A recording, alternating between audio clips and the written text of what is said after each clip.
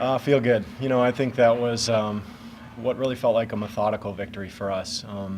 We were inspired to play great and with great tactical focus, but we weren't overly emotional in any way tonight. I just thought we were super steady at a really high level. And for our team, it was certainly a revenge factor feeling. We went to Creighton just a few weeks back and really laid an egg out there. And, we had plenty of kind of reasons internally and excuses and whatever, but that's all they were, and we didn't compete. And so we've been really working at it and addressing it as a team for the past 2 weeks.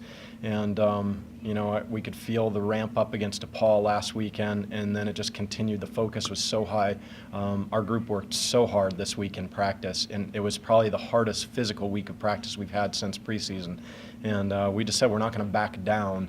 We need to push forward. And tonight was, I just thought, really just a supreme performance by our whole team. Not one player, not two players. Everybody did their part, and when you get great team effort, you get great victories. Were you expecting that kind of performance tonight from this team? Absolutely.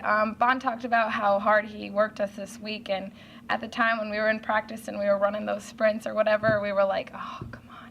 But right now it feels good, and looking back at those practices, I'm so glad we did that because we needed it. We needed to learn how to compete again. We needed to learn what it is to fight for each point. And today, even when we were up by, I think it was 11-0, we still found the way to keep competing. We didn't look at the scoreboard. It was point by point.